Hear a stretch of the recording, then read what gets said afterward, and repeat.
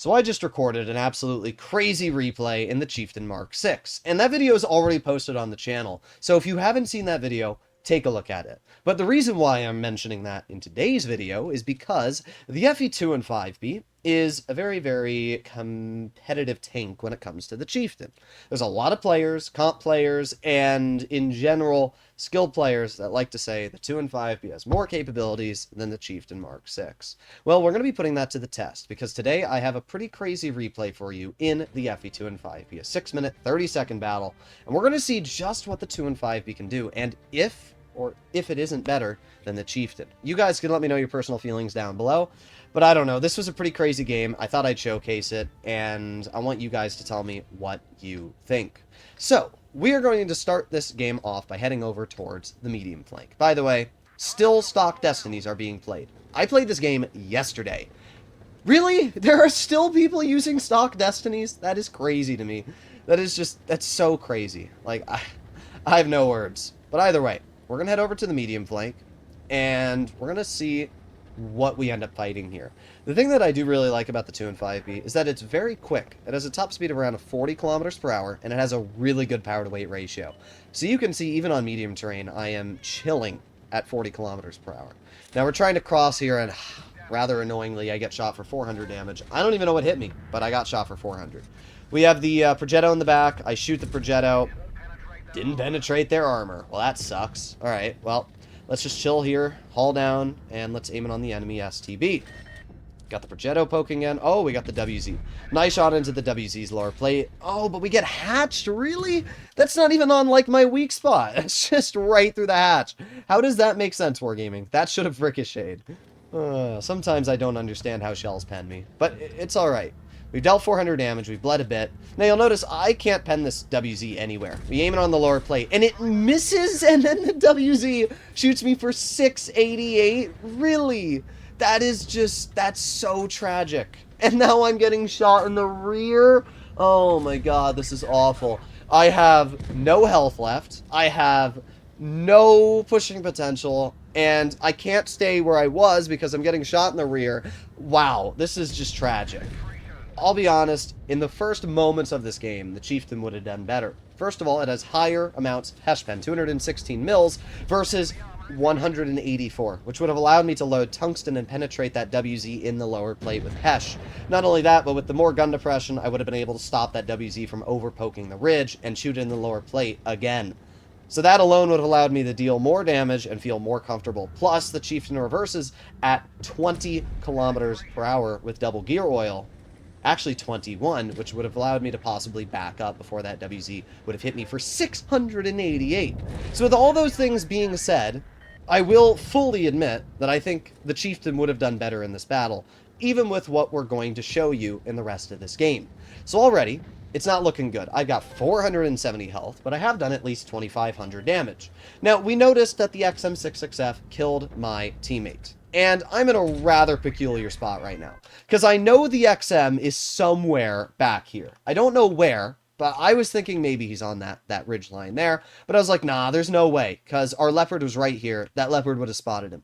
So realistically, that XM is probably either back here or in this area up here.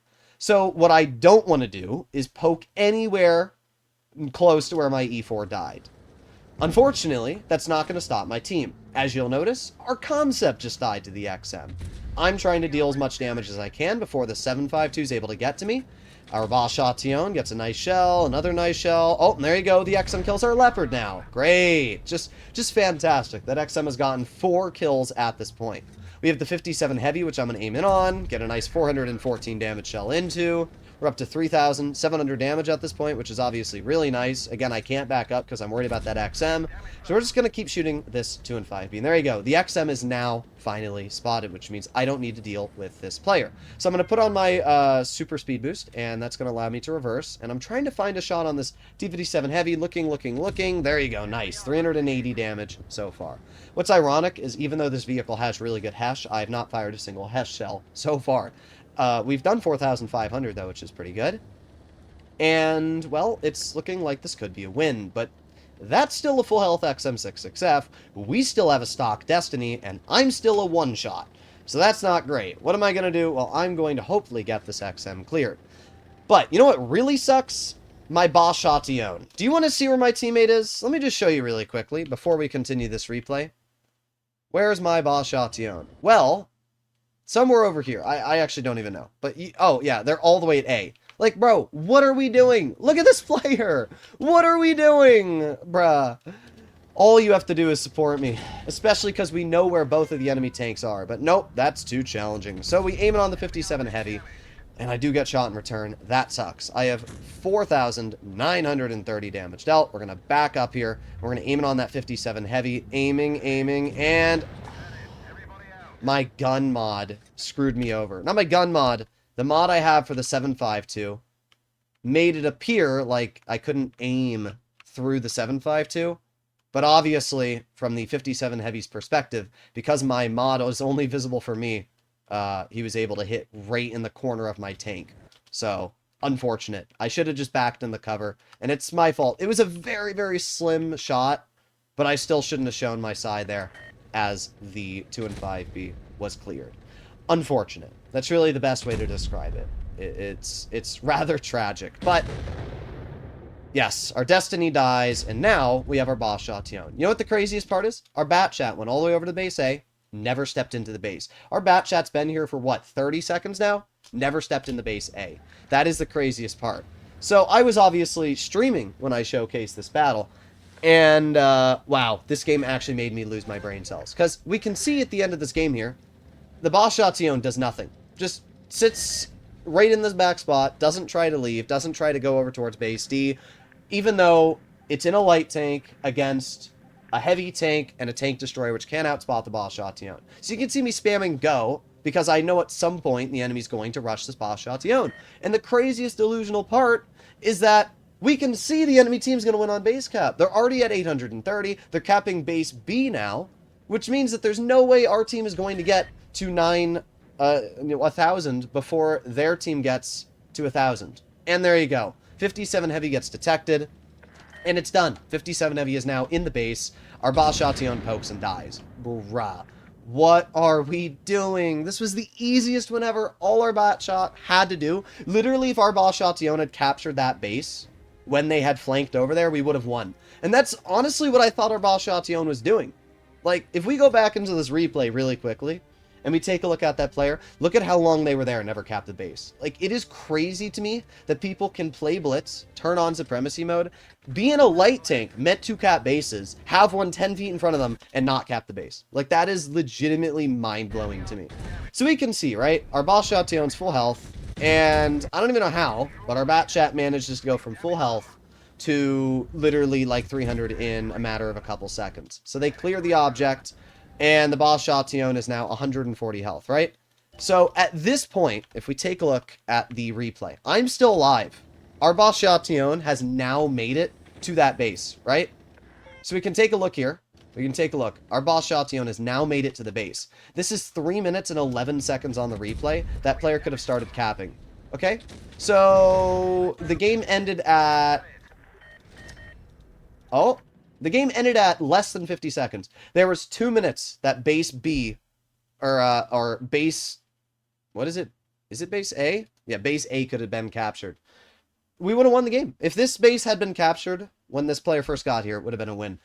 And it's things like that that really irritate me, because I'm over here with my 400 health 2 and 5B, dealing as much damage as I can, doing everything I can to save this team. And then you have this player in the boss Chatillon, who's not even that bad. 50% player, and 24,000 games played, and you still haven't learned how to cap a base. It's just tragic. It's just tragic.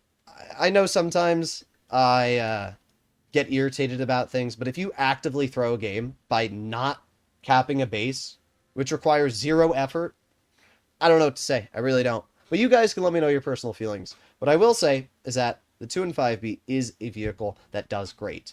And I'm not going to say it's a bad tank at all. You saw how its gun, great accuracy, and solid DPM were able to get a really good farm out. But honestly, I think the Chieftain would have won that game. The 3 degrees of gun depression advantage it has would have allowed me to work better at the beginning of that game. The speed advantage it has, I'm running double gear oil. That gives my Chieftain a massive speed boost of around 7 kilometers per hour, which would mean or 6 kilometers per hour, which would mean that my Chieftain could go 48. So I would have crossed there faster. It has better camo values. I might not have even bled health getting there. And I would have then been able to work the ridgeline better, which would have stopped the enemy from shooting me. I just think the Chieftain would have done flat better in that game, especially with the Hesh penetration I have. I don't know. You guys can let me know your personal feelings, but I like the 2 and 5B, but sometimes it can be a little irritating. But really, it was the Bosch Ation that made that game a real irritating battle. Especially on live stream, everybody watched that unfold, and it was just a major, just facepalm. But hopefully you enjoyed today's video, and I'll see you in the next one. Bye-bye!